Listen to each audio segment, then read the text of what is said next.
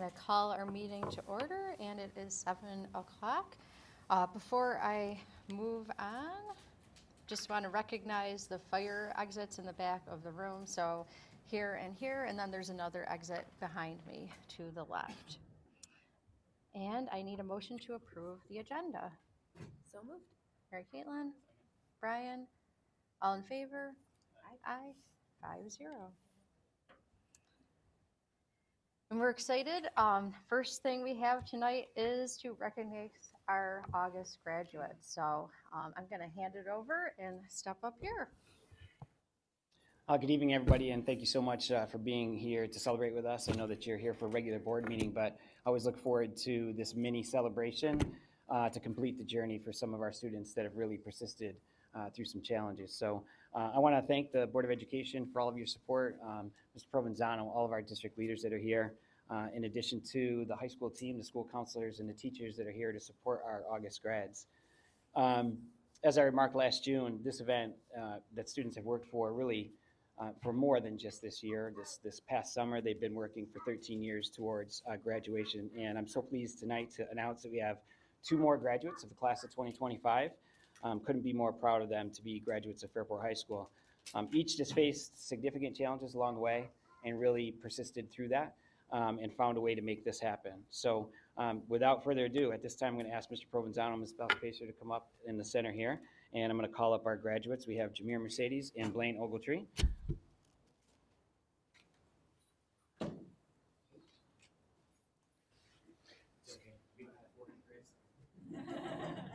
Yeah, I was going to say some things before we get going. I just get the whole you get the whole treatment. You guys come up here, stand up here with me. This is your night, and you are going to be graduates of Fairport High School. Come on up. We got to get pictures. All right. You know what? What's so exciting about this is the great energy in the room. Even now, about 10 minutes ago when we were in the cafeteria, I think it's my 11th ceremony. I don't think I've seen as many family members come out and support. And the love that you guys have is inspiring. Your journey, as Mr. Clark said, has been filled with all sorts of different kinds of learning, and it's going to make you better and stronger. You know what it's like to persevere. I also want to thank our Board of Education because they have prioritized this program, and they know that everyone has a learning path, and our amazing educators and administrators who are in the room because no one ever gave up on you along with your family. So we are excited to make you graduates, and I don't know if I do this now or you want to give this to them first? Yeah, go for it. Yeah.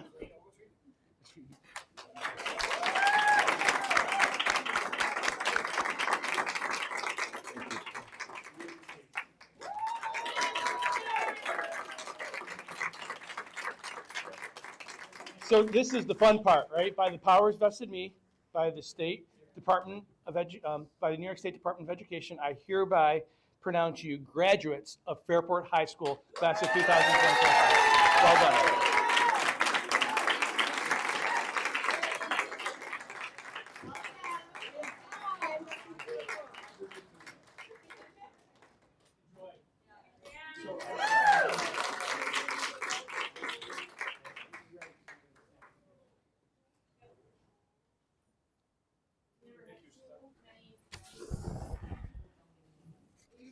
We're going to have to schedule a grad rehearsal for that next time. The show in June. That's right. Thanks, you. Thanks, everybody, for being here. Congratulations. And I mean, you can stay for the rest of our meeting. It's time to go eat or something. Go right? celebrate. Go celebrate. Congratulations, gentlemen. Thank you. Wait, something we said? I mean,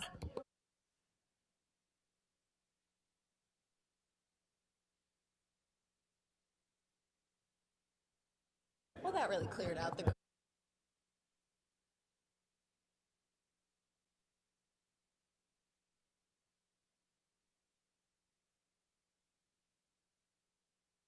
Jeremy. Usually we make the capital team move. Very exciting. Okay, so we actually did not have anyone sign up for public comment tonight, so we are going to move on to our communications portion for tonight, and we have our student reps with us.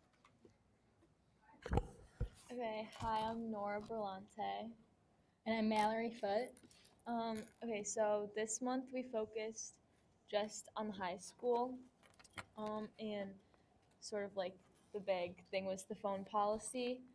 And I'd say it's gone like surprisingly well. Like most students would say they're like surprised at how much they're not liking it. Because I think a lot of students went into it kind of like dreading it, like when they heard about it over the summer. But like me and Mallory spoke to a lot of like sophomores, juniors, and seniors, and all of them have said that like there's a lot of like unexpected things that came out of it. Like um, everyone said they realized they're a lot more productive without their phone, and it feels like there's more energy because people are talking in the hallways and talking like at the end of classes, not just in silence on their phones, and they're having like more meaningful conversations. Um, and teachers that I've talked to have said a lot of really good things about it, and even teachers who maybe had doubts have said that like they've seen their class from last year to this year like change so much and just like how they interact. So I think that was like it's been really positive so far.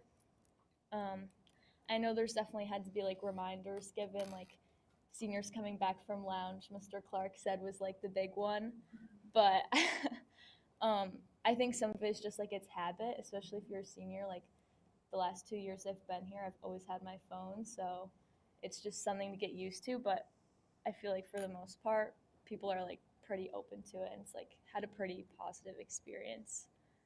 Do you want to talk about Yeah. the class? So with the phone policy, some things that could potentially be improved. We talked about it is a big adjustment. So students and Nora and I have also shared this too, that it's really hard when we're in the hallways to know what time it is, especially during passing periods. So we decided that clocks in the hallway would be very helpful for that. But we also, when we mentioned this to Mr. Clark, he said he's already on top of it, and they've been trying to figure that out already. So because they had heard those concerns too. And then the first few weeks back, especially the first week, there were some issues with like the Wi-Fi, and some students' Chromebooks were not working because of the Wi-Fi. But again, this is something that people are already on top of, and we're gonna figure it out. And it's already improved a lot, so it was just something that came up. Yeah. But overall, I feel like it's been like a positive experience for most kids, even the ones that like weren't happy about it when they first heard about it. So I feel like overall, I would say I like it. Yeah, me too. And I know, like, I've spoken to teachers directly too, and one of my psych teacher definitely mentioned that, like, he does a study hall and he's never seen a study hall so, like, lively and, like, people actually, like, talking instead of just, like, staring at their phones for the 40 minutes. So I think it's a really positive thing for all students, and, like, the communication and different relationships factor too. And then the first few weeks of school, there's already been like a lot that's happened. So our football team currently is 2-0, which is very exciting. And our first game was the memorial game for Don Santini, which we won 42-0. So that was exciting.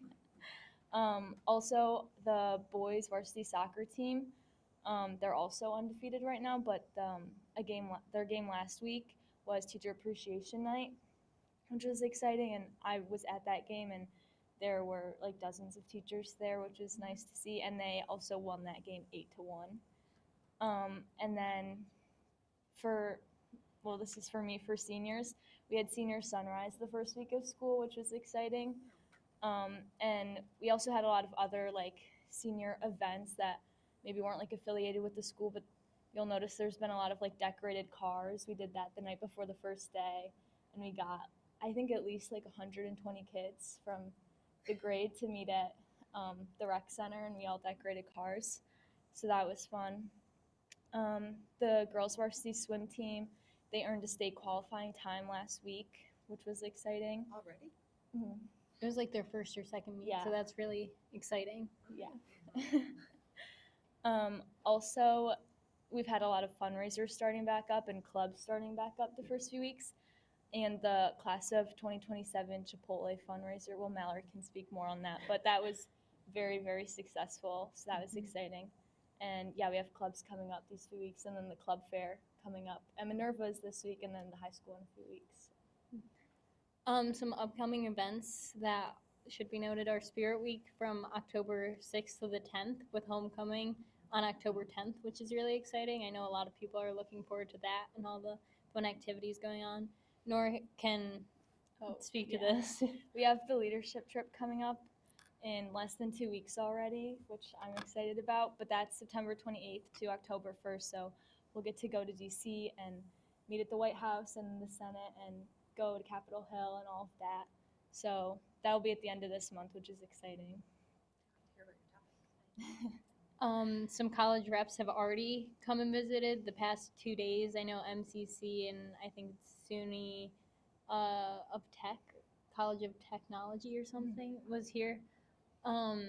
Like different periods, and there's more colleges that will be coming in the next few weeks and few months too.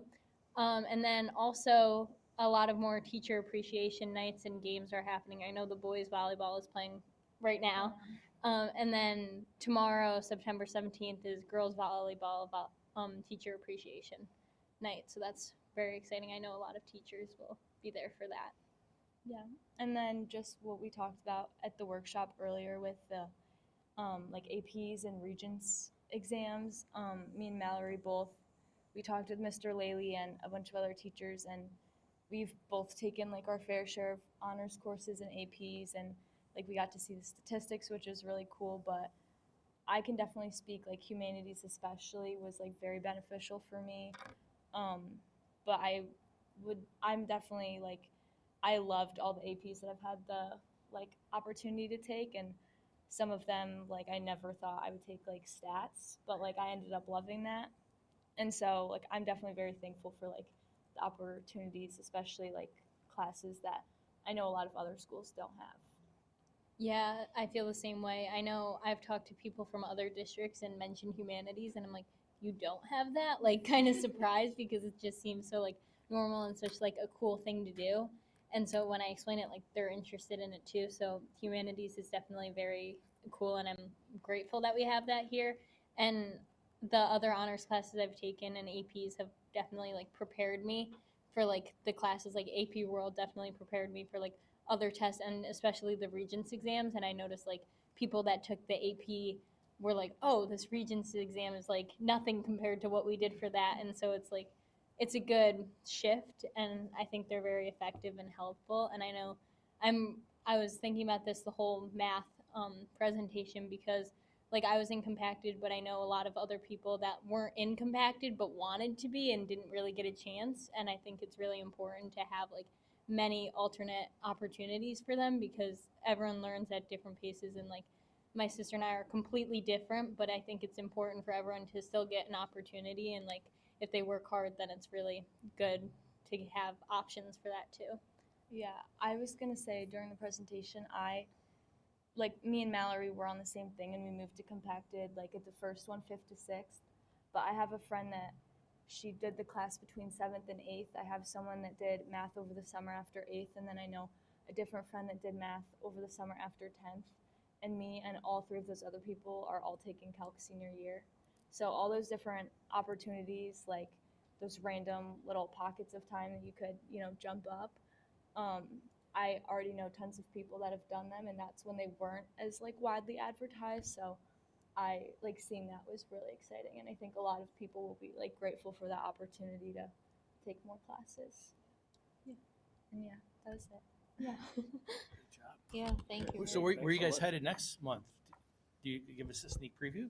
So next month we're at Martha Brown, so Yeah. we'll get to talk with the middle schoolers. Yeah, I Oh, think that's we've got great. like around 10 middle schoolers we're gonna talk to Yeah. from all different grades, so we'll get a lot of different That'll be exciting. opinions, and And they have a won't lot go of to questions. Minerva, so Yeah, they'll come that'll right be here. Good work. Right. Great start.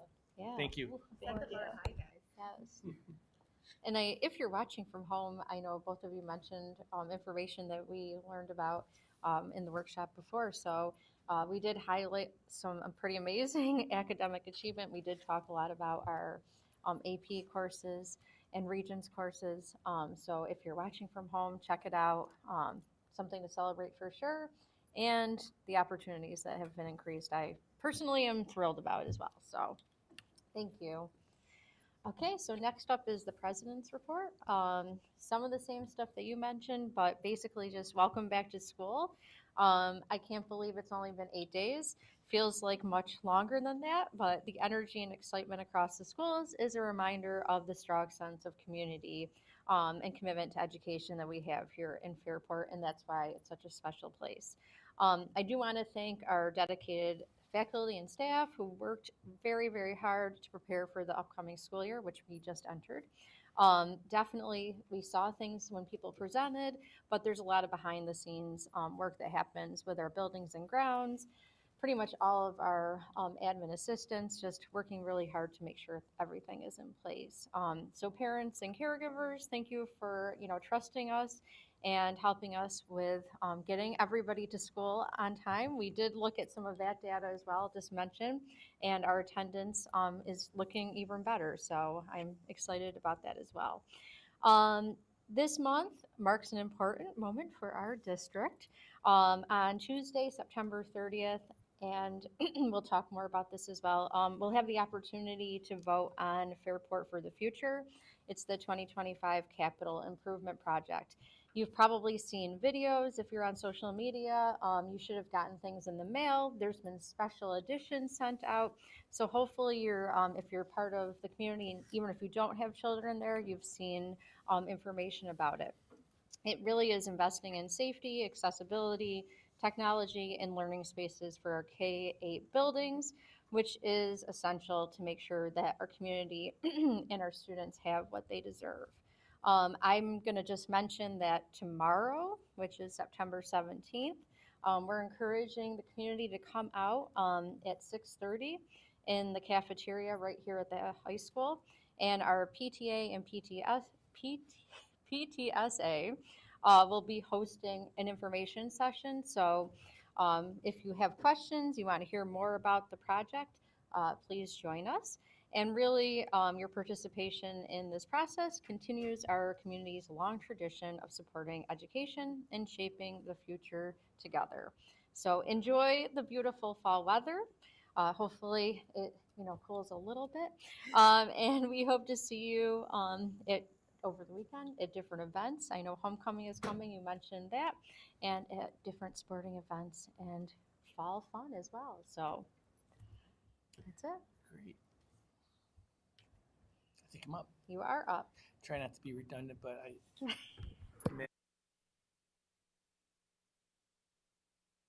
I think that after the presentation, everybody should go to the volleyball game to learn about facilities planning and go support our girls volleyball team who are fantastic and represent us.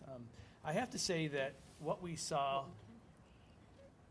at the workshop was really important for us to speak to, but I want to get past the numbers, right? We had, sorry about this, I'm trying to get set up here. I thought we was queued. We had a great presentation. We talked all about all sorts of statistics on how great our students are doing, and they're doing well, and how we're performing not only amongst each other, but throughout the county and state, and in some cases the nation. So we're really proud of those numbers, but I think it goes deeper than that. And I think the most thing that was the most compelling, and I know our teachers were saying that, our students become like family when we're engaged in these classes, because they go through all the ebbs and flows of the year. And I think that's the story here. And I think that the collaboration that the school improvement team is building is the story here. I think the story here is the board's investment in MTSS, because without that investment in MTSS, without that commitment to aligning curriculum, talking about assessments, talking about research-based practices and tier 1 instruction, we're not achieving those results. So I look forward to celebrating all those pieces that I just mentioned and getting at the real story. The numbers are the numbers. They will take care of themselves. But if we don't have the focused leadership of what we just saw from Dr. T and Stacy Miller and Jackie Sauter, Jeff Kloos, Kevin Laley, and Jess Hagedorn, and Stacy Miller, if I didn't say her, but that leadership is so important. And what we witnessed with our August graduates, so important. It took educators to guide our students through alt ed. It took great administrators and leaders to operationalize it, and it took a board of education to say that this is important. So many great storylines here. I'm so proud to be a part of it as we start the school year. And with that, welcome back, everybody.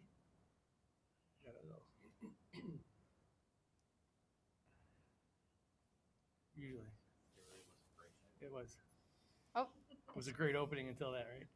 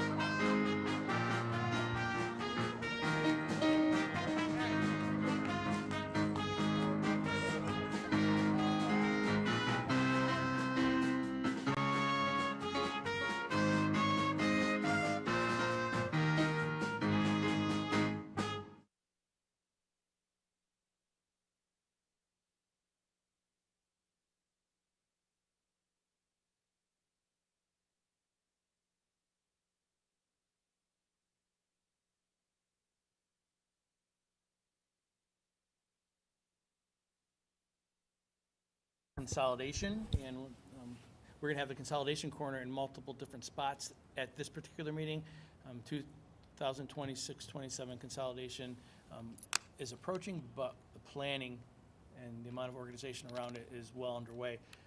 Right now, we're going to be talking about our students, staff culture, and district site and facility use. I'm going to ask Mr. Clark to come up. And in particular, with our students, we're going to ensure that students have access to comprehensive co-curricular programming, align district academic and social emotional multi-tiered systems of support, 912. We saw a little bit about that at the workshop. We're going to be talking about Pillar 3, or Mr. Clark's going to be talking about staff culture. The objective there is to engage in intentional activities that unite staff and ensure that they have opportunities to feel welcome and affirmed at Fairport High School. And again, getting into district site and facilities use plans and coordinating and implementing physical consolidation plans, like how are we actually going to move Minerva DeLand to Fairport High School. Mr. Clark's been doing a lot of organizing around that, and he's going to spend some time talking about it. So good evening again, and thank you so much for having me back for the, I guess, our first real edition of Consolidation Corner. I feel like I'm on the clock at this point. You know, like we've done all this prep work over the last 10 years having this conversation, and now we're doing real things, because the decisions that we start making now in September will affect everything that we do next year. And so the first piece of that is the course description guide. One of the conversations that we started last year was working with lead teachers and departments to have conversations about what courses will ninth graders have access to. And honestly, there's a lot of factors that are weighing on this decision. I know that throughout the lead up to this, we've talked about accessibility as being one of the highlights of ninth graders having access to courses. And I think in the most tangible way, students on the lower end of the spectrum in terms of access to things like alt-ed and students that we're worried about that are at risk to complete high school will be huge. And then students on the higher end that in the past have given up transportation time to be able to move towards Fairport High School and back. Those things are going to be mitigated immediately without any kind of consideration for the course booklet. On the horizon also, though, is the financial literacy piece that's coming from the state. And so we're a bit mindful of coming too far down the track and opening the door to anything. So many of the courses in ninth grade are really dictated by what's required in terms of a unit of social studies, a unit of English, et cetera, that there isn't as much opportunity for that choice. And so in the fall, every year, as part of the master schedule process, we solicit input from the departments to talk about, you know, what they have accessibility to. And we did this years ago to make sure that we were removing barriers, especially to upper level classes. And you heard an amazing report about accessibility and trying to challenge kids to take upper level classes. Now our work is really focused around that narrow lens of, Like, do we need to consider what courses should ninth graders have access to and should not? And we want that input from our staff to make sure that that is a comprehensive process. But again, this is pretty normal. We do this every year, and we followed that up in late fall, in November, with meetings with the school counselors and lead teachers to make sure that those changes have been communicated to school counselors so that when they sit down with students and select courses, that they understand any kind of nuances or changes that we've made. For example, last year we added 2 AP courses, and to make sure that school counselors are well versed in what the changes are, and they can make sure the kids know that those are available. We really rely on teachers to have that conversation, as Jeff Clues kind of pointed out in the workshop, to have those conversations in class where you've had that opportunity for a couple months to get to know somebody's work habits and attitudes and attributes, for the class. But it's also very important that they understand, again, some of the nuances and the changes between those things. And Mr. Clark, you guys have a final date on when that course guidebook's going to be available? Yeah, again, first step one was to solicit input through a survey, and that's being gathered right now by the directors, and through their CNI meetings, they will come to any kind of conclusions. Again, it's usually minor tweaks, and then, as I said, early November, that course guide is then published, if you will, and it's available on our district website. We put it through the Parent Square tools and make sure that everybody has accessibility to it so that students can read and go through. I'm sure it's what they all do. They read through the whole course guide, which is a pretty exhaustive document, but it has all of the answers to those things. So the thing that's unique, though, is not only that you're going to ninth graders this year, you're going to be going to the middle schools. And I think that's been the fun conversation on how all those Absolutely, and that's one of the things that we're highlighting in our preparatory meetings is including those stakeholders into our timeline now. And they've always been a part of the process, but not part that we manage. That was something that was done by the Minerva DeLand staff, and now needs to be part of all of our 9-12 timeline. So making sure the 8th grade school counselors are well versed in the changes as well, and so they'll be invited into the process. So that's the major difference. And again, that lens of what's appropriate for 9th grade students. The course catalog is really nice if people haven't seen it before. I know we were looking at it the other day, and there's tons of information. So a lot of credit to the lead teachers. Every year they do such a nice job of going in with whatever specific intent that we ask them to. And again, I think they want to challenge kids as much as possible. You heard the numbers and the amount of kids that do those things, and it's a point of pride. So one of the reasons for this consolidation was the board wanted students to have access to programming at the high school. Yep. Yeah. And I know that there's some programming, and you said all along, is that ninth graders have to get their foundation down, but there's going to be the course guide is so important because now students can have a menu and have access. Yeah, I think probably one of the most tangible ways that we'll see this is when students are struggling in school in 9th grade. It's such a predictor of success or failure in terms of dropout. And if we can get a student through 9th grade with a certain number of credits, the likelihood of them graduating just goes up much higher.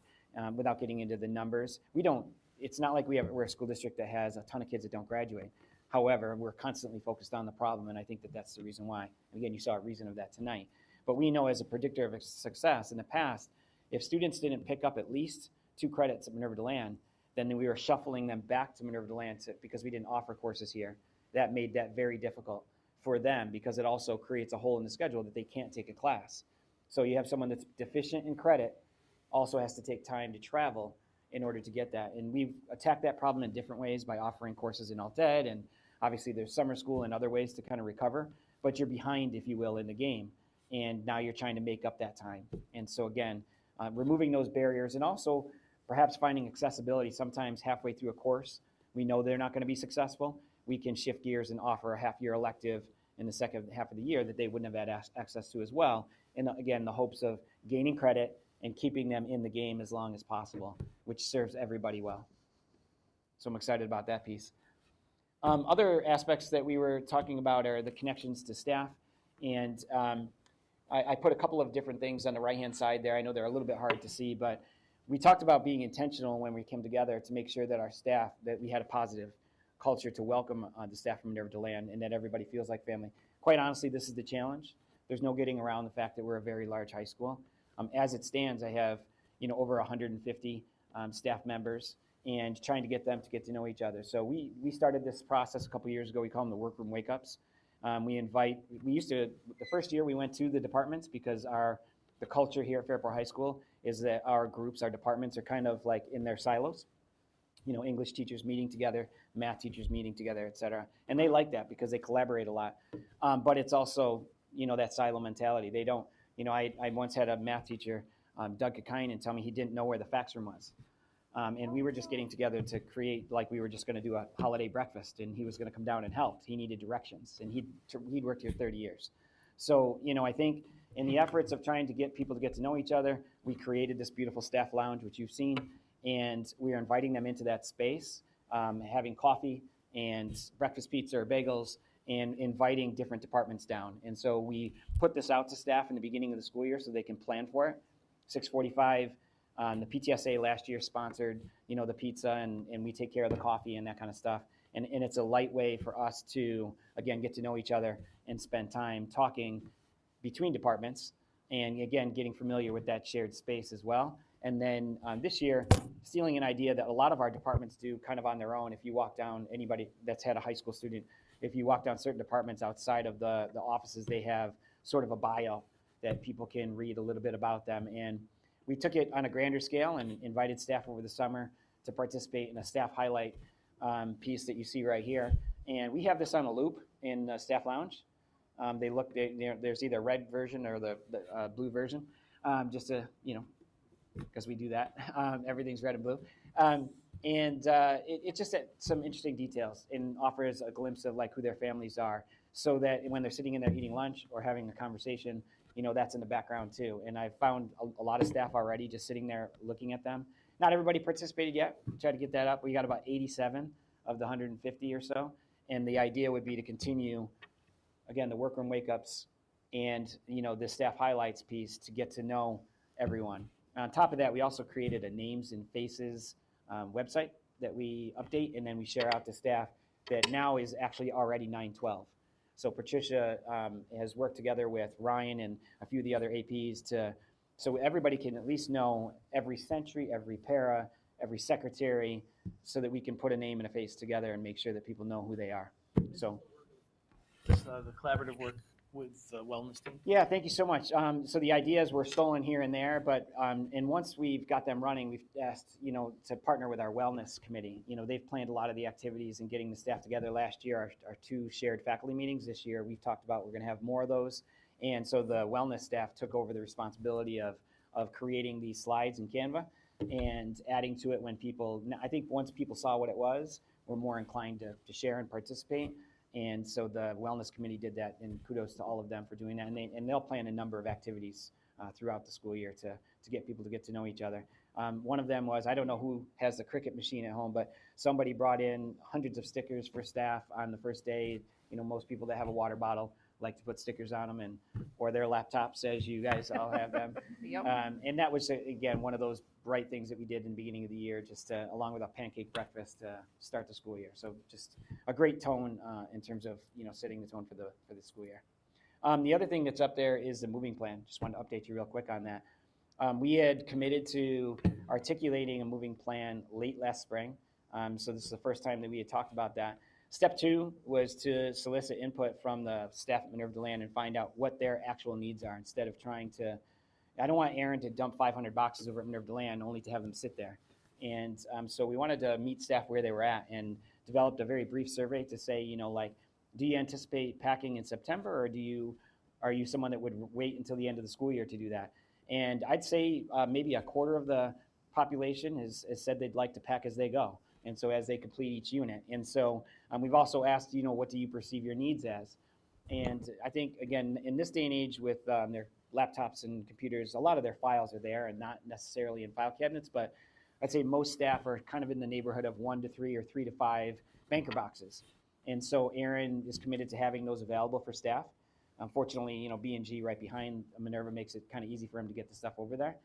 And then there's going to be some specialized needs for various departments. Off the top of my head, PE, art, science, and technology have specific packing needs that are going to go above and beyond a banker box. And so there's an opportunity for them to share out, if there's a specialized need. And then the ongoing piece of that is at our shared lead teacher meeting, where we have all of the lead teachers from both buildings come together. I'll be checking in with them to say, like, what are your needs in October? What are they in November, December, so that there's never a time where they don't know that. And then eventually, come late spring, after we've completed the master schedule process and we know where teachers are, what they're going to be teaching and where they're going to be going, we'll provide labels to those boxes so that they can be, they can arrive in the right classroom at the right time, and working, again, very closely with Aaron throughout that entire time frame to make sure that everybody has what they need. There will also be throughout the year some kind of monitor and adjust with Brett and Tanya and the C&I team to say, is there space on a superintendent's day?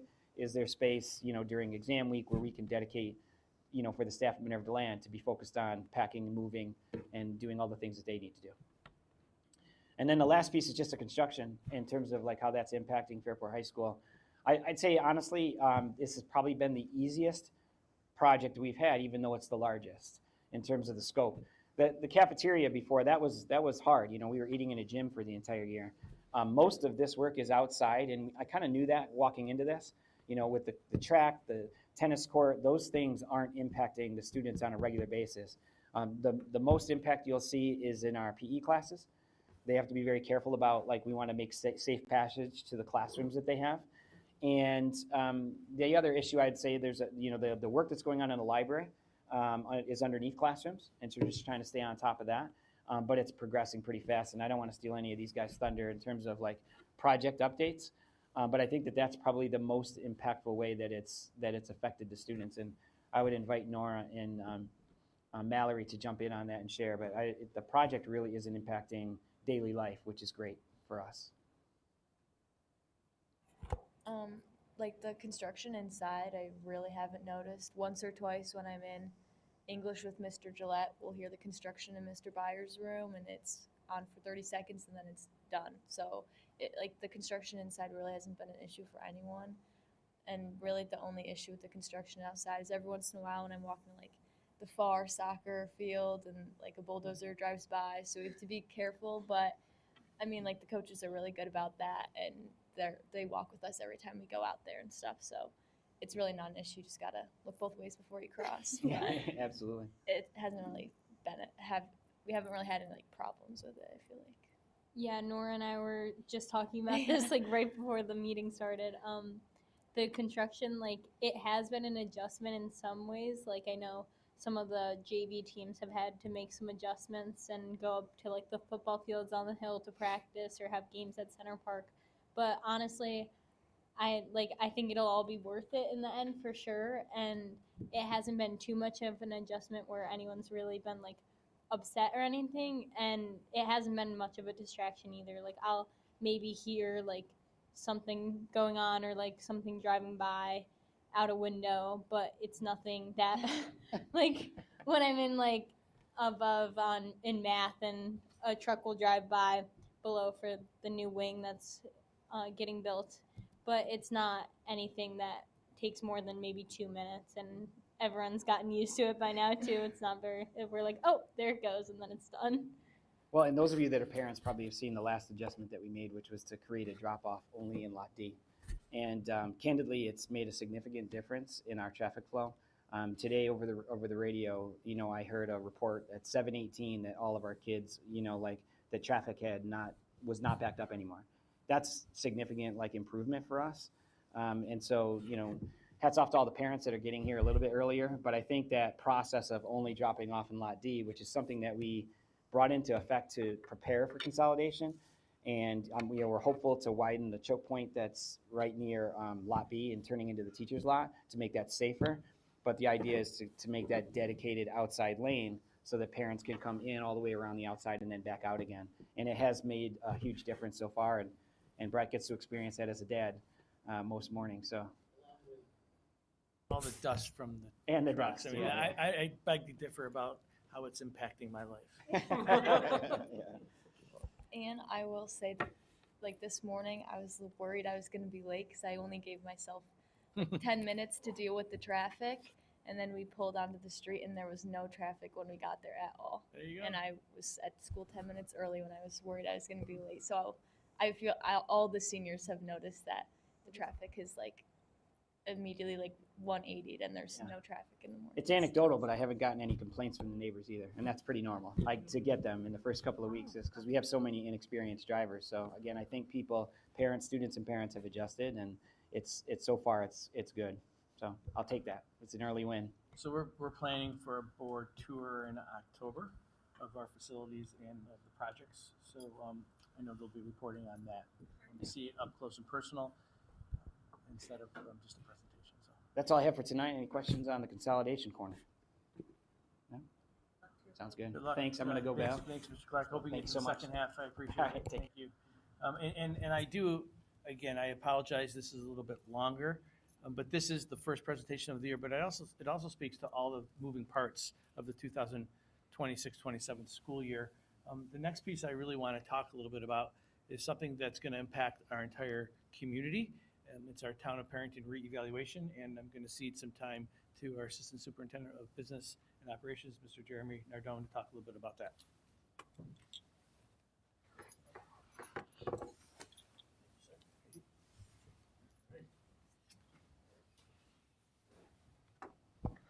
I don't know how I'm going to follow that with the reevaluation, but we're going to try here. So reevaluation, same thing as reassessment, right? This is a term, I'm going to try to go slow with this because it's something that doesn't happen very often. Most towns try to do this 1 out of every 5 years. The last time the town of Perinton had this done was 2016. They tried to do it in 2021, but obviously that was a COVID year, so they delayed it. Reevaluations are very important because it brings assessed value up to market value.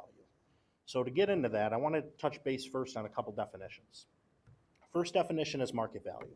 Market value is simply what your home or an asset will sell for in a given market when neither the seller or the buyer is under duress. So what does that mean? If I get a brand new job in Florida and I got to start in 30 days, don't worry, Brett, that's not the case.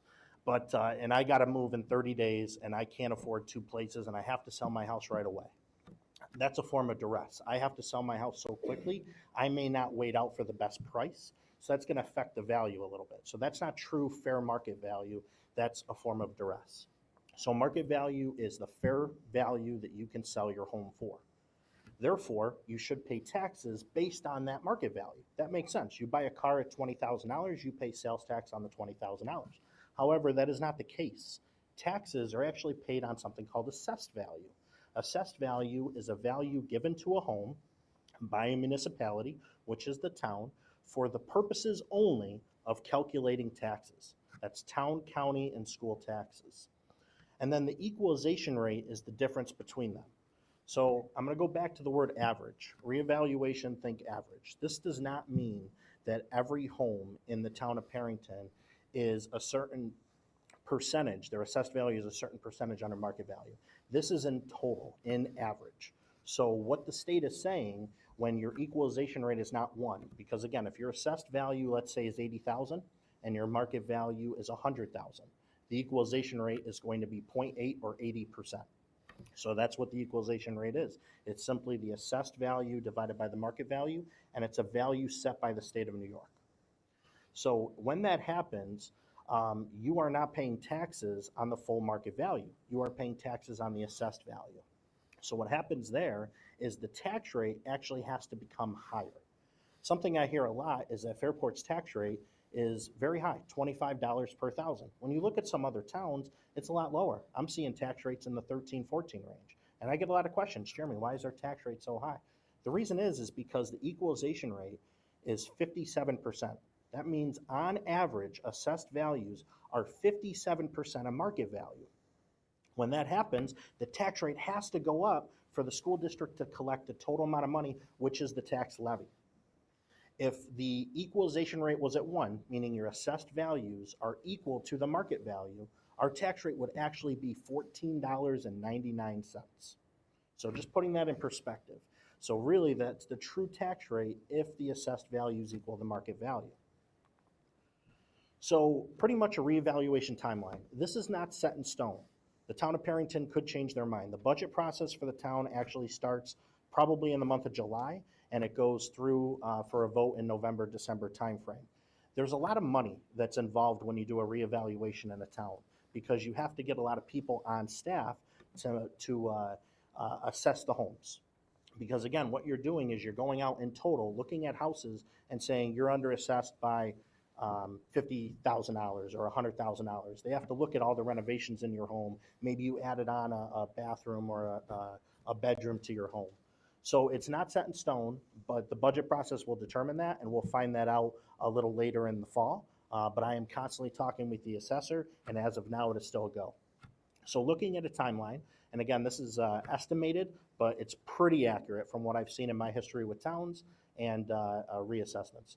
So in February is when proposed assessments, that's when you get that letter in the mail saying that your assessment's gonna go up $300,000. That's what gets sent out to families in February. Between February and April, you can have informal reviews. What that means is you can have a meeting with the assessor to, in essence, challenge your assessment. I disagree with how you got your number. The way they get their number is they look at comps, comparables. They will look at houses of similar size, square footage, bedrooms, bathrooms, to make that call. Neighborhoods, homes around the same area, if you're near water, if you're near a park, all that goes into consideration. If you disagree with them, you can have an informal review during that time. May 1st, the tentative roll is filed. Really doesn't mean much. It's just the first glance of how the town's looking so schools can kind of get an idea of where their tax rate's going to be. Fourth Tuesday in May, which is by law, through June is when you can go through the Board of Assessment review. So if you are an individual who had an informal review with the assessor and you disagree and they still did not change your assessment, you can go through the Board of Assessment reviews. That is an elected body by the town of usually 3 to 5 people who will hear your case and determine if your assessed value should be lowered based on that letter that you got in February. So in essence, it's the second step. I wasn't happy with the answer I got. Now I'm going to challenge it up to the Board of Assessment reviews. There again are going to hear your case and then make a determination. July 1, the final roll is filed. I don't really call it the final roll. It technically is, but it does change a lot between July 1 and late August when we have to get our tax bills out. And then July 30th is the final day that you can submit for small claims assessments reviews. That is the third step. So you go through the informal review, you go through the Board of Assessment review. If you disagree with both of them, you could take it to the small claims assessment where you'll actually have a judge, actually make a determination on your assessed value. We get those letters in the mail a lot or packages in the mail a lot. Once reassessments happen, it'll say, hey, your assessed value was assessed at $300,000. You're challenging it, saying it should only be at $250,000. The judge's decision, let's call it $280,000. So, and that process usually goes from August through October. And once that is determined, if it is determined that your assessed value is going to be lowered and you've already paid your tax bill, let's say you're in October, the school district will issue you a refund. However, when that happens, the school district is not made whole because we already calculated the taxes based on the levy, the equalization rate, and the assessed value. If now the assessed value changes last minute, the school district actually takes a hurt in that year in tax money. It is very common, happens every year in every school district. So pretty much, Town of Perinton is going to go under a reassessment for the 26-27 tax year for schools. So what does that mean? Again, municipalities, when your assessed value is less than your market value, which it is, because we have an equalization rate of 57%, they will do this revaluation to try to bring you closer to market value. Again, we're at 57%, that is very low. A lot of towns, the lowest I've seen before I came here was about 73%, and that is because we haven't seen that reevaluation in 9 years. So think about all the changes. How many times do you hear my home sold for $100,000 above asking? That's market value, right? Those are changes in market value based on supply and demand, economics. So all that goes into consideration, and over 9 years, I can only imagine the increase in home prices that we've seen. And the state is averaging that it's about 57%. What this will do, so now the question comes from the taxpayers. Will my taxes go up? And we're going to get into this through future presentations. I know the superintendent wants to have future presentations on this. The answer is no. There will be an average. When it's all said and done and all the assessments have changed, there'll be an average increase in the assessment, going back to the word average. Let's say the average is a $100,000 increase. If your assessed value goes up more than 100,000, your tax bill will increase. If it goes up at 100,000, it should stay flat. If it goes up below 100,000, you'll actually see a tax savings.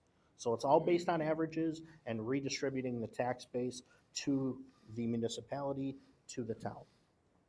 So we don't suddenly collect double taxes. Correct. We don't get this bigger pie. Absolutely. The pie stays the same, it's just more equitably distributed. Absolutely. So we collect the tax levy. The tax levy is voted on, the increase in the tax levy, I'm sorry, is voted on by the taxpayers every year. Whatever the increase is, let's call it 2%, and let's say that 2% generates $2 million. The school district will only receive $2 million more. If your tax bill went way up, that means your assessed value has actually been less than 57% for these past maybe 9 years, and you've actually been quote-unquote underpaying. So your neighbors have been covering that cost Yes. because they might have been overpaying. Yes, absolutely. So it is not, the school district collects the tax levy. The tax levy does not change throughout the school year. It changes when we go out to vote for the following school year. So that is the only new money that the district collects. Otherwise, if everything just went up 57%, which it won't, because again, we go back to averages, nobody would see an increase in the tax bill. Some people will, and we'll explain that to them, and my door is open, superintendent, door is open to talk about that. Any other questions on assessments? Is this solely on residential properties or is this going to be on commercial properties too? This is going to be on everything that's on the tax roll. Okay. Yeah. Might not affect the pilots. I'll look into that, but the pilot agreements are not on the tax roll, and that's extra money that the district collects, and I won't get into all that boring stuff now, but any other questions? Awesome. Thank you. Thank you, Mr. Nardone. I think you really made it interesting.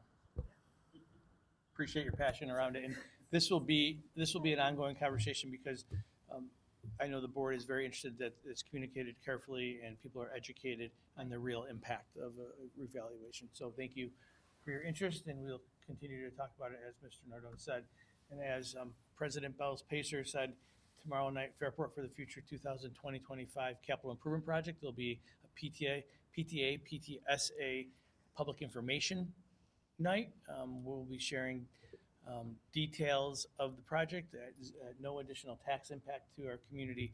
The vote will be on September 30th, 2020-25, but we'll be sharing more information. We hope public can come out tomorrow, learn about the project, go to the volleyball game, and be informed as community members. And I should have said before when I was talking that there is no tax impact. I said it. That's okay. I know. Good work. You got it. I That's it. know. That's it. I'm just saying it again because I keep say it saying all it. day long. Yes, Yeah, exactly. no, that's worth repeating. Yes. That one's Thank you. Thank you for giving me the time and the honor of being superintendent and for a great start to the school year. Okay, thank you. So next up is board member committee reports, and I know we do have a few updates from committees that have met, even though it's early in September. I'll lead off. So the Audit and Finance Committee met last week on September 11th. We talked about claims audit reports. So this is where we review payments that the district is making, making sure that invoices match payments, that we're following all of our protocols. As you can imagine, there's a lot of payments that go out. So it's really good kind of financial hygiene just to make sure that the dollars are going where they're supposed to be. We're going to be doing those on a quarterly basis, so appreciated the discussion with Jeremy to kind of go through all that and see the good efforts that our business team is doing. We also talked about where things shook out at year end. If you remember back in June, we passed a motion to allocate any excess funds to our tax cert and our EBLAR reserve and any excess above that to the capital reserve.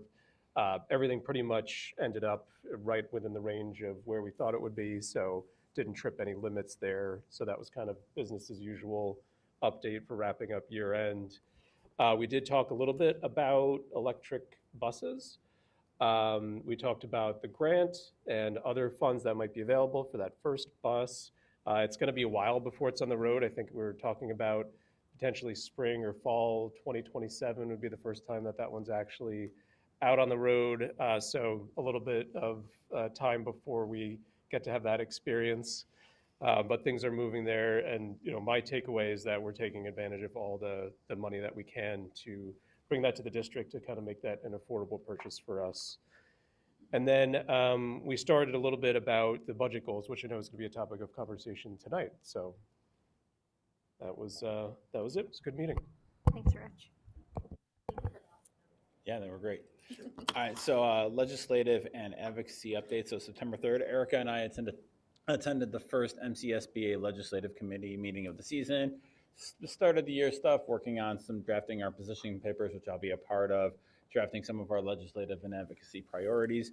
One of the main ones among MCSBA, to Rich's point, is the EV bus mandate, which is still on the books for 2027, even though, anyway, the working collective position that we're all on through MCSBA is basically the big question of what do we do as a district? What are we expected to do when the governor is saying you have to do this, and our communities throughout the county are saying no, we won't. So there's a real rock on a hard place, and we're still advocating for time, extensions, whatever, the kind of changing our messaging, but the idea remains the same on this mandate. A few other interesting news items and bills from that meeting. The state is facing a potential $10.5 billion budget gap if the federal funding doesn't happen, so that's not good. An interesting bill, Assemblyman Jensen from the West Side, is looking to start a task force on early education, hoping to incorporate younger age levels into the state public education system as young as 6 months. Really looking to combine childcare with early education and pre-K. It's at task force phase, but given our interest in UPK, I think it's something that we're interested in. Also, there are bills in both houses about creating AI literacy education for all levels of school, K to 12. Now, this is in the committee that's asking the education chairman to start the process of making a recommendation to potentially incorporate state bureaucracy. So, we're there, right. But anyway, as we start thinking about our own advocacy positions and our own advocacy stories, obviously AI is going to be a huge part of that. Next month is the NYSBA business meeting. I sent you guys the resolution guide. This is the marathon meeting that I sit through so you guys don't have to. Generally speaking, we end up, these are the NYSBA, the state advocacy positions. And generally we have stick with what NYSBA recommends. If anybody has really strong feelings of any one, there's one about whole milk, which was really weird. But we can talk. We can talk about that. The meeting is before our next meeting, but we can talk. One that did stood out to me: the Peru School Board. That's up in Clinton County, which I had to look up. Is about incorporating that would advocate incorporating pre-K funding into school aid formulas for K to 12, which is something I know we've talked about advocating for as well. Was NYSBA in support of that one? Yes. Yes. Yeah. I think there's just want to make a non-advocacy legislative shout out for all the kids who made All-State for band and chorus, and all the kids who auditioned for the fall play Charlotte's Web, for FAC, and who are auditioning for Downstage this week. That's a brave thing to do. So well done and break legs, everyone. And I know Brian and I talked a little bit about this, but New Mexico looks to be doing some interesting things as well. Yes. They are making, I believe, pre-K free for all residents. That is literally the extent to which I know. I don't even think I read the news story on it. I don't think that's even on our radar in New York. But it's got to start somewhere. So Right. So, very cool. Yep. Anybody else? I think that's all that's met so far. Okay. So we're on to our personnel. I need a motion to approve the following instructional staff actions as recommended by the superintendent of schools. Brian, Mary Caitlin. Good stuff happening. All in favor? Aye, 5-0. I need a motion to approve the following non-instructional and civil service staff actions as recommended by the superintendent of schools. So moved. Rich? Nicole? All in favor? Aye, 5-0. Next up, athletics. I need a motion to approve the following athletic staff actions as recommended by the superintendent of schools. Nicole? Brian? All in favor? Aye, 5-0. Just very excited on that extra modified boys soccer team and the coaches. Just more opportunities for kids to play. That was awesome. Thank you for giving the opportunity to the students and families. Absolutely. I need a motion to approve the following benefit contracts for personnel not covered by a collective bargaining agreement recommended by the superintendent of schools. So moved. Mary Caitlin? Nicole? All in favor? Aye, 5-0. Personnel agreement, motion that the Board of Education approve the attached personnel agreement as recommended by the superintendent of schools. Brian? Nicole? All in favor? Aye. Which leads us to our board discussion and action items. We're back to the consolidation corner, I can see. Yep. Yeah, and again, this is big, friends, and this is something that it's just not going to happen on 2026-27. We know that these pillars, which were approved in the August meeting, very much appreciated that the board is supporting this work, but we're also being held accountable to it, and that's why we're going to be putting a lot of energy in reporting to the board to talk about how we are achieving the consolidation in 26-27. Pillar 8, we're going to focus on future use of Minerva land, Balmer Place, and district office. And again, this isn't the only time we're going to talk about it, but this is our initial conversation. I'm going to ask ASB, Assistant Superintendent for Business and Operations, Jeremy Nardone, to come up, and we're going to tackle this one together. But this is about coordinating and implementing facility use of Minerva land with potential partners. And there's a list of other things that he's going to be reviewing from a mechanical piece. Why don't you start that, and I'll hand that out for you so you can get going on the presentation. Yeah, take one, pass it down.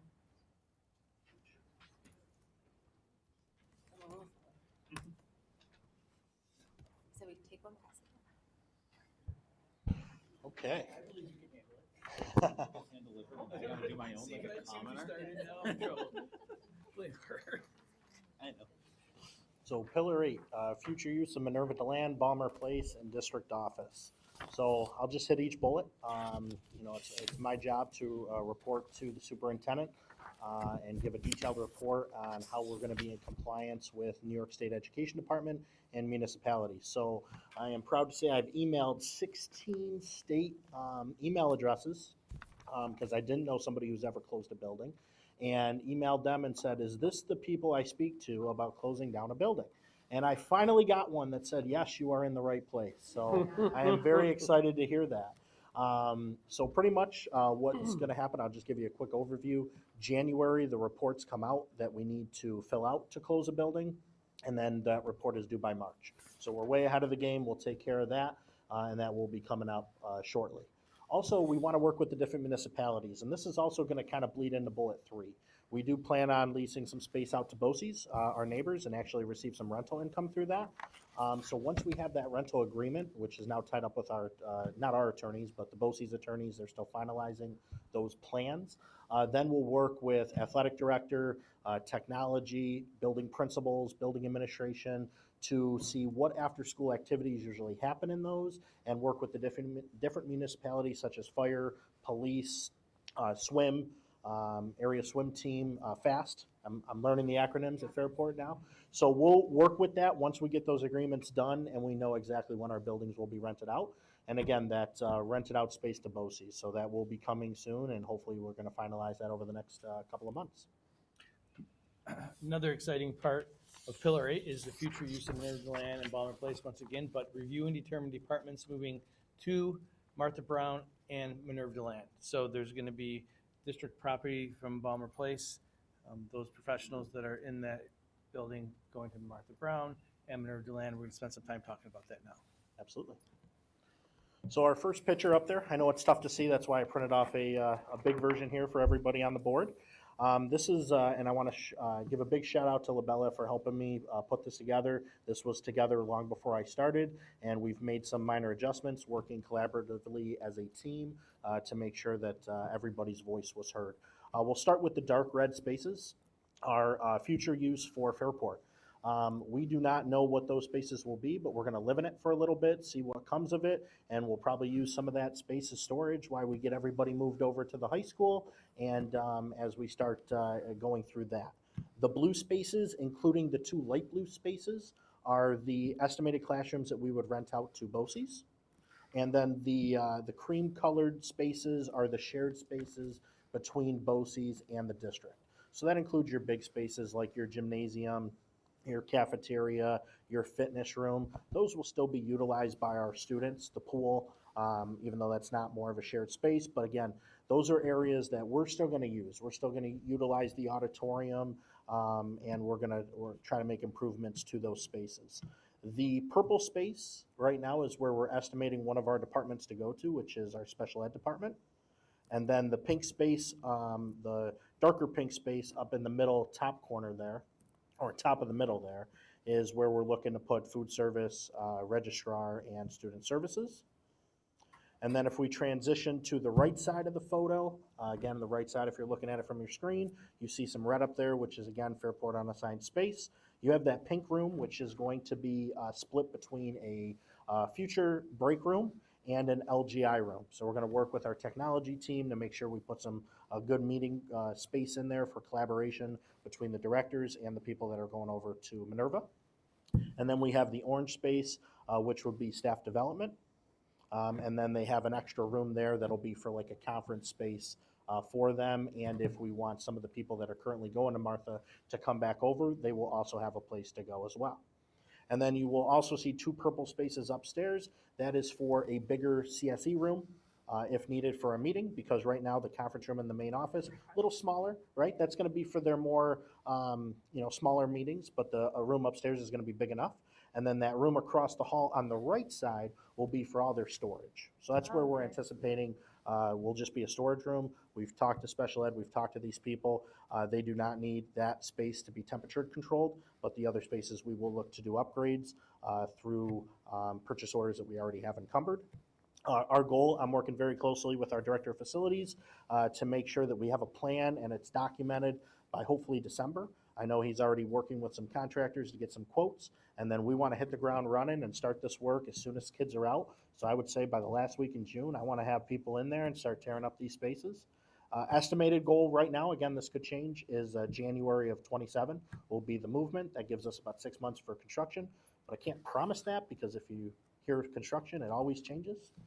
First priority is to get our partners from BOCES in. So we'll be spending a lot of time, especially in the summer, getting those rooms prepared because they start in August. They got to get their rooms ready, their schools ready, but also simultaneously moving our educators to Fairport High School. So it's going to come in waves.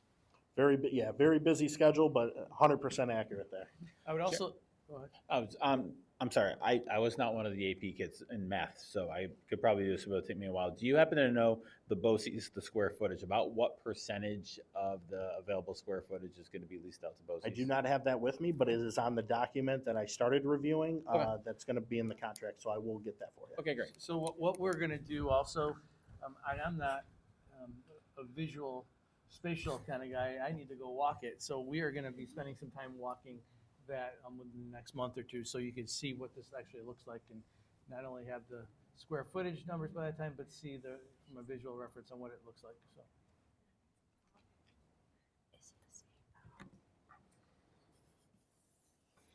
Any questions on Minerva Deland? Well, I get so, and you said the contract is with BOCES lawyers, so we're still waiting on that to finalize on the amount of revenue that we're going to be getting annually on that. So we're actually going to see that in totality, particularly when we do budget season. That will be a line item that will be under revenue when that's all finalized. We still have, again, once we finalize those numbers, the board will obviously have that information. But the board's expectation all along was that we do find a partner and that we do use it. And we're pleased to say that is on target. It's just the logistics of everyone who knows who's worked through that process, real estate. Yeah. And the next piece is our conversation about what's happening with the Balmer Place professionals going to Martha Brown. Absolutely. So Martha Brown, a couple different visuals up there. I'm going to kind of go through it. So the top left one is going to be the right side of your paper. So let's start with the right side of your paper, where the far right room is called 6th grade class, right? So that is not changing. That is currently a 6th grade classroom. The room right next to it is going to be the new fan room, where the air conditioner is going to go to air condition this entire space. Sorry, 25%. Thank you. Look at you go. You're here one of those It's because you took calculus. Nora did it. Nora was like, we should just add it. Thank you, guys. So that current storage room will now be, and again, this is that second room up at the top, top picture there, is currently a storage room for Martha Brown. It'll be the new mechanical room for the air conditioner that will air condition this entire space. If you look at the right picture, this entire project is going to take place in one section of one wing. So there's not many twists and turns to this. It's pretty much one straight shot. It's going to be broken up, again, if you look at that right picture, by that stairwell. So if you look at this, the right side is going to be to the left of the stairwell, and the left side is going to be to the right of the stairwell. So we got that sixth grade classroom, that fan room, mechanical room, and then we're going to get over to the LGI room. The LGI room is, again, that room at the bottom right-hand corner of that diagram that you're seeing. That'll transition to the LGI, and then it'll be the office spaces for the 3 directors that are going over there, and you'll see the 3 different offices in the back corner of in the back side of the room with space out front for clerical. And then book storage room. We were very happy to get that over. Again, thank you, Labella, for doing that. They do have an entire huge book room that is over there at Balmer, and we want to make sure that that book room can go with them to Martha Brown. And I was going to clarify, this is for people that work year-round. Yes. Yeah, so just a reminder, because I know sometimes people ask in terms of why we would need. Yeah, we're a functioning organization. We Right. learned, so much about what's happening with our directors and our school improvement team. Well, this is those professionals. Absolutely. After that book room, again, just a straight shot, you're going to have that stairwell, and then it's going to be the left diagram that you're looking at on your photo, and the bottom diagram that's on your screen. There's going to be a break room in there with a couple new bathrooms that are going to be out front there. And then you have those 8 individual offices, which are going to go, we have 7 teachers on special assignments, TOSAs, that are going to go in those offices. And then one of those offices could be like a little collaborative space. Maybe we'll take the bigger square footage one. And if they want to collaborate, they'll have a little room there. They will also have room outside that has nobody in it, that we can set up conference tables, and they can also confer out there now. We've talked about all this with the directors. They are in agreement with it as well. And then the far end of that is it's labeled as a conference room. It's going to be mixed between another conference space if needed, and also some storage for Martha Brown because they are losing that paper room storage. So they're going to work together. There is the new LGI room that's also going to be for a science classroom, perhaps 20% of the time. But there's also a conference room across the hall in Martha Brown as well. So they're going to share that space. Already talked about that with the building principal and the directors, and excited to get this started. And this construction is slated to begin in July of '26. So just so everybody knows, this probably will not happen until a little bit later. This will definitely happen after the movement to Minerva. And this is part of the 2023 Correct. Yep. capital load. Jeremy, so across the hall from the 2 orange highlights, are those still classrooms on Yes. Okay. Yep, classrooms, and there is that conference room on the other side of the hall there too that they can also use as well. Okay. So yep, nothing's Just situated. changing outside of the, So once that building's vacated, we will continue to work with our real estate partners to understand what's the best way to move Balmer. forward. I was gonna say Balmer, yeah. What did I say? You You just said did. the building Uh, vacated. Is there a Balmer. special person they said you have to ask to sell a building? so Matt Stevens and Superintendent have already worked to get an appraisal done. I think that appraisal was done in 2017, if I'm not mistaken. Which I will need actually, another one, yes. I called them Yes. the other day and I said, hey, I'm thinking about selling this building. I gave a date of just, June of 2027. I don't know, but how long does it take to us, evaluate a building? And he started laughing. He's like, don't call me until April of 27 if you're going to sell in June. For So real? we do have some time on that, but I do have the Oh. company's name and the Love it. guys on speed That's dial for me. surprising. So that will be presented to the board so we can make the best economical decision for the district and of course our community. I do want to go back, and Nora, forgive me, I do not have the percentage of rooms that are not going to be used, okay? But I'm saying to you, there's many rooms over at Minerva that will not be used. We're going to live in it for a year, and it's one of those deals that everybody has a lot of different ideas, and one of those ideas might just be the right idea. We need to get our educators, our district leaders who are going to be in Minerva DeLand settled, live in it for a year, see how we're collaborating with our BOCES partners, and then take a look at district needs. And there'll be a community input session and opportunity for our Board of Education to learn all the different possibilities, and I'll present that to the board. 41. There you go. Thank you. Stay tuned. Thank you, Mr. Nardone. Appreciate it. Any thoughts or any reflections on this part of the discussion? I'm looking forward to a walkthrough of the space. Yeah. Yeah.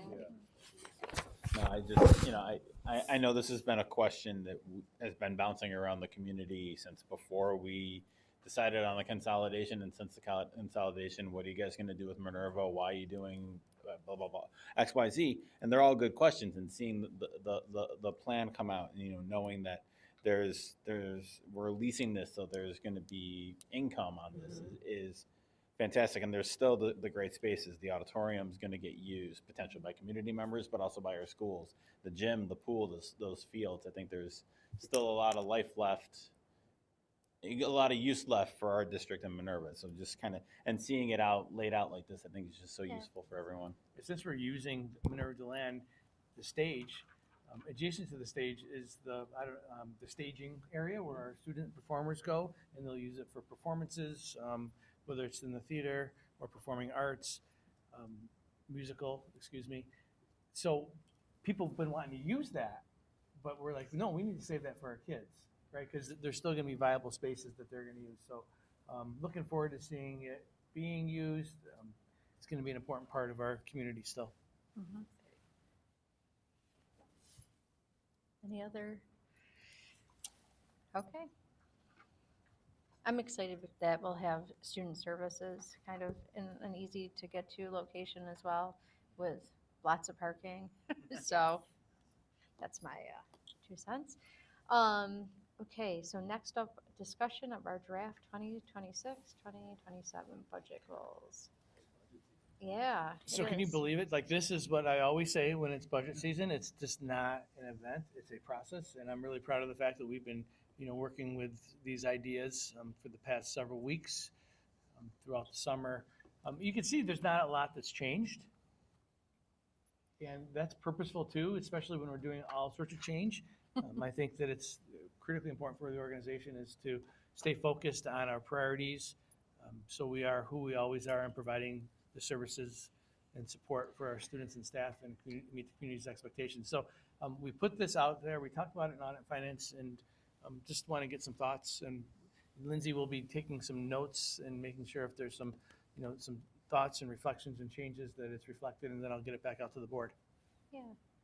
And I think you mentioned that it isn't a drastic change from what we had last year, which is purposeful for sure. I am going to just comment on one of the things.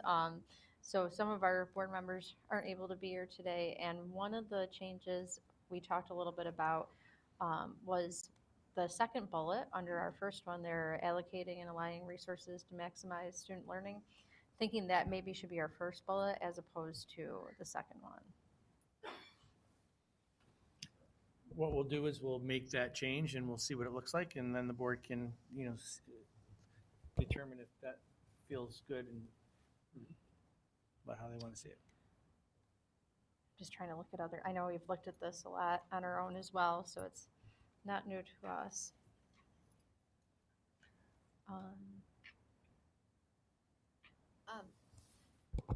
My wonder, I know we love the heading bullets, For the last one, just having one bullet under a thing, I feel like we could condense it together, keep long-term fiscal sustainability at the forefront of the budget process with a focus on identifying and responding to the expectations of the community, or transparently and fiscally responsibly identifying. Getting rid of the bullet. Yeah. Because it's one thing. Because it's one thing, so it doesn't really need a sub-bullet. Would it be bolded? You could bold half and unbold half. Right, but there is only one thing under that, and I think it kind of encompasses it anyway. Sorry, just a point of clarification on the second subhead, second bullet. Continue to prioritize the funding of long-term CIP and FP. What's FP? Facilities planning. Facilities planning, okay. There's no sheet, I apologize. Yep. We No, can you're spell it out, right? Oh, yeah, I mean, this is just I know. draft and, yeah. Strengthening our UPK program is awesome, Yeah, I agree. but I also love the word "and expanding where possible." Or is that too lofty of a goal, knowing that we're facing a 10 billion shortfall? I believe New York. that strengthening, I would recommend continuing to be strengthening, because like I shared with you a couple weeks ago, we did some really powerful PD and that strengthening. I don't want to put hopes out there that Right. we are going to be adding when we are not, as an organization, fiscally at this point, ready to commit to it, particularly when there's no state aid Right. directly related to it. That being said, Be more of an aspiration than a goal. right, Which I know If possible. that. We all know our heart is there. though. Oh, If absolutely. New York State gave us magic grant, I mean, I think, but that was part of the, I think we actually changed, did we change we this did to change strength? it from Yeah. last Yeah. year because of the funding and Yeah. the parameters. and then we make it a ended little up not more general. expanding. So I feel like if we change the word back, maybe. Put the right Magically. Well, message out there. I think that if I'm reading the board's input at this point, or feedback, that is a board priority, and we are looking for grants. We are looking for opportunities to expand. That's part of the process, but also at the same time, we need to make sure that we're able to sustain it and that we can maximize all the aid that supports that programming. And I'll continue to advocate. So Yeah, I think I like strengthening. I think it covers, we do, everything that's implied. Right? I share your sentiment, MC, very much so. But yeah, but balancing that we would love. Do we want to? Yes. Yeah.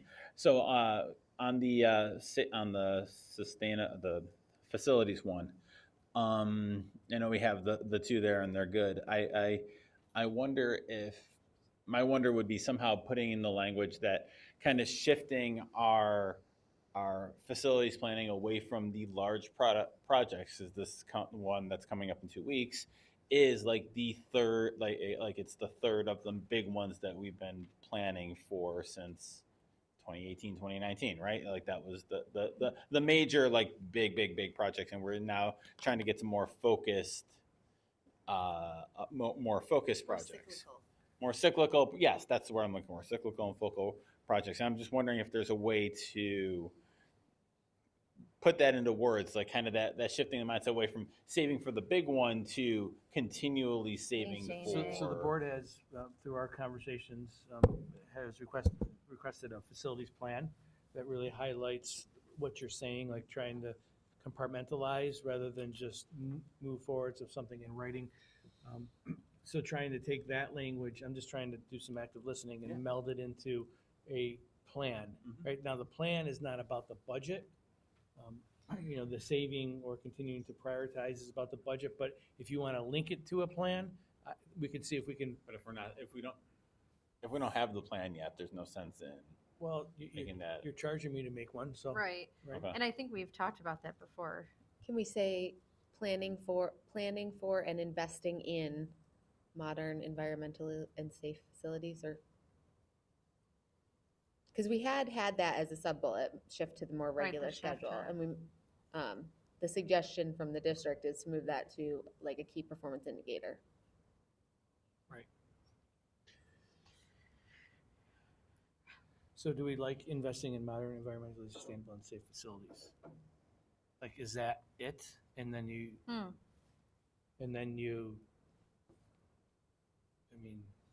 use the key performance indicators to Actually kind of outline in detail what it looks like? Yeah. I'm just trying to read what you're saying. I apologize if I didn't do a good job of that. Oh, no, I just meant, does Brian want the word planning instead of just all the financials? Because we're prioritizing funding, we're dedicating Right. financial resources, and we're investing in. Do you want? In the planning of long-term. Yeah, I at least entertain that as a conversation, right? Because I think as we move out of this big CIP that we're getting into, and now the facilities plan, and kind of like starting the plan of the what's next for our facilities. So I hear what you're saying. So what I think is a big plan is different than what you think. No, is. yeah. So I think I worry That's about the true. That's a good subjectivity of point. that. That's Yeah. true. But That I'd is a like good I think you're onto something though about having it feed into a plan, and that plan will speak for itself as we move through the year. So I'm not against that. I don't want to get into big and little. Right, because I guess this manageable. is more general, if I'm thinking about Okay, it. We yeah. actually talked a bit about this in the audit and finance committee too, just the idea that even if we're just doing maintenance, well, we have how many buildings? I forget, is it 11 buildings? Yeah. Yeah. that can start to feel like it's still a big Right. project, you know? Right. Yeah. So it's more of the having a cycle, things dropping off, adding projects, which hadn't happened in the past. So I mean, I think, but having a general goal that falls under it But I think Dr. White was on something when she was saying continue to prioritize and plan it, the planning planning part of and it. funding, because I think anytime you're spending dollars, it should be associated with some sort of plan. So the header, or investing in and planning for modern, environmentally sustainable and safe facilities. Got that, Lynn? Yeah. Any other thoughts? So like the other two bullets go away, or do we keep those other two bullets? I mean, I think I like brevity, so I would say go away, but that's just me. Yeah, I think they can I go love a away. strike through. Yeah, and we can build them in the KPIs. and the reason why they're there I is agree. because previous boards wanted to be a little bit more, so yeah. 100%. Well, and I think there were a lot of things that had to be done that we, because of them, is I like moving it. forward. Now we're continuing to invest in plan. Right. Right? Yep. And then we have KPIs that help us. We'll speak to that. Yeah. So really more general. We feel good about the school improvement initiatives, because I think those call out, student-centered whole child programming. I know we're gonna take the Right. maximizing student learning and switch the bullet, see what that looks like in draft form. Mm-hmm. And then strengthening the partnership or strengthening the district's universal pre-K programming. See what that continues to look like. I think those three are very I important. feel like this is very much aligned with where we focus Yep. in our workshops, right? Yes. And this also is fiscally flexible and responsive to the environment that may or may not be there. So it gives us a lot of room to That's true. say this is what's important to us, but we also have to be responsible because you have the fiscal component in there as well. Right. And we So- don't know what is ahead in some cases. Thank you, Lindsay. Appreciate Always it. make it hard on Lindsay. Yeah. Sorry. Okay. Thank you, team. I will get this back in a weekly report, continue to look for feedback, bring it to audit and finance, and then bring it to the board next month Yeah, for another totally. discussion to determine if there's going to be action. Are we, as a board, do we feel like we're at the I point thought- where we could bring it back in October? If we see the draft in your update? Yeah, just I would think we could approve it in October if it goes through all those steps. If we see something and are like, whoa, then we change it. But as of right now, I so we'll think, do discussion, action, plan For for it, and then we October. can veer if we need to change. especially with Jen Yeah, and we want Lisa them to coming have a back, we chance. want to make sure that they've had a chance to digest. We'll get this an update to you this week, so you have plenty of eyes on it and opportunities to get feedback. So thank you. Thanks. Okay, so field trips. I need a motion that the Board of Education approves the attached field trip requests. Brian? Second. Rich? All in favor? Aye, 5-0. Okay, I need a motion that the Board of Education approves the second readings of the policies listed below. So moved. Rich? Nicole? Discussion? The- Yeah, they're second reads. Yeah, they're all second reads. Yep, okay, just making sure. All in favor? Aye, 5-0. Good word policy. Getting a lot Wait till you done. see what we have coming in the fall. Yep, It really is impressive work. I mean, you're being modest, but it is really it's impressive work. exciting. It is. A lot of productivity out of that group. I need a motion that the Board of Ed approve the fundraisers for the Fairport High School and athletics attached. Brian? Nicole, just, we will see some probably from the middle school and elementary. This was just for the high school and athletics, just a caveat. All in favor? Aye, 5-0. Ooh, exciting. Motion that the Board of Ed approve the list of poll workers for the September 30th, 2025 capital improvement project vote. There's a vote? At no additional cost. Interested. Yep. Do I have a Brian and then Nicole? Thank you, Sarah, for getting this all organized. I think we're in great shape and Sarah, your planning has been incredible and timely, and we really appreciate all the organization around it. And let's just remember, we just keep throwing votes at you, like our normal budget votes, and then we just keep capital improving. You get a vote. Everybody gets a vote. Capital improvement. Thank you. Oh, okay, all in favor? Aye, 5-0. Okay, I need a motion to approve the claims auditor reports for July 1st, 2024 through June 30th, 2025. Brian? Second. Rich? So just to summarize, we're gonna start now seeing these quarterly. Yep. So the next batch will be the July 2025 till, I don't know when the quarter would end. Yeah, I think I laid it out on the plan, but it's July through September, and then October through December, so on and so forth. Quarterly basis, auditors like to see it that way. Sometimes it just gets bogged down, but we'll put ourselves on a schedule. Awesome, thank you. Thank you. All in favor? Aye. 5-0. I need a motion to approve the change order resolutions for the 2023 capital improvement project as attached. We do have our friends from Abella and campus, if there's some specific questions on the change orders.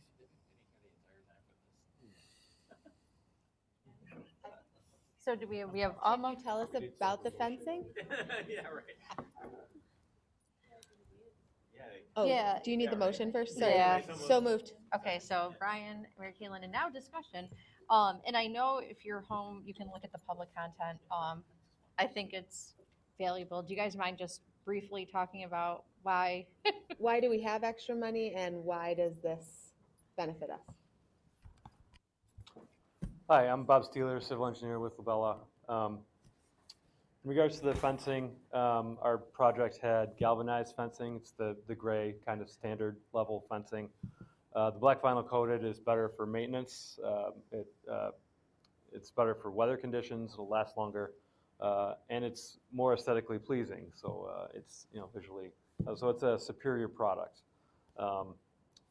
These guys can probably answer about why we have more money, but I don't know the answer to that. But this is worth the investment. It'll make the track and the tennis court that much higher level of a product. Yeah, so as far as the money, if you remember when we were going out to bid, we created a bunch of alternates for bid protection because at that time we were going late out in the bid season for us, so we weren't sure how volatile the market would be. And there was also a bunch of tariffs. Those through recruiting, it actually came in great. So that's why we have the extra money. So we're looking at some of these project enhancements, like the vinyl fence. And given where we live, I think it makes sense. If we lived somewhere else, but considering the amount of rain, snow, and all the stuff, I think it is a smart investment in terms of not having to replace it sooner than necessary. Were you gonna say something, Rich? No, we talked a little bit about this, and it seems like it's gonna, in addition to just looking a lot nicer, it's gonna save us money, and that really is probably the most important aspect of it. So. And it's actually going to be a little less than that, by about $12,000, because we were negotiating with them as we came up to this board meeting. So, thank you. And can you just speak really quick on the DEC changing requirements? Like what happened there? Yeah, sure. So the bioretention section is a DEC mandate. It's like similar to a pond, functions as a pond. We actually designed the same facility at Northside Dudley Transport Center here at the high school and at Jefferson with that 24-inch section and 6-inch gravel layer. Allows the sediment to be cleaned before it goes to the storm sewer. We have a situation here where mid-project the regulations changed in January. So now we have a different section, a bigger section than we had previously on those other sites. Upping it to 30 inches, so from 24-inch to 30 inches of sand, and then from 6 inches to 10 inches of gravel, among some other changes in regards to the seed mix that goes on top of it. Yeah, new DEC regulations effective January 2025.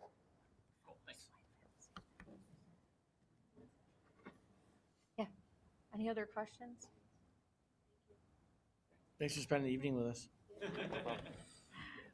Okay, all in favor? Aye. Which brings us to the consent calendar, and I need a motion to approve the consent calendar. So moved. Mary Caitlin? Brian? All in favor? Aye. And last but not least, I need a motion to enter into executive session for matters pertaining to the job performance and duties of members of particular bargaining units invited to attend are Superintendent Brett Provenzano, the Assistant Superintendent of Business, Jeremy Nardone, and Assistant Superintendent of Human Resources, Doug Laff. A personal matter of an employee not covered in a collective bargaining unit and invited to attend would be Superintendent Provenzano. Brian? Second. Mary Caitlin? All in favor? Aye. If you're listening at home, we will reconvene simply to adjourn, so we will be heading out after that. Thanks for joining.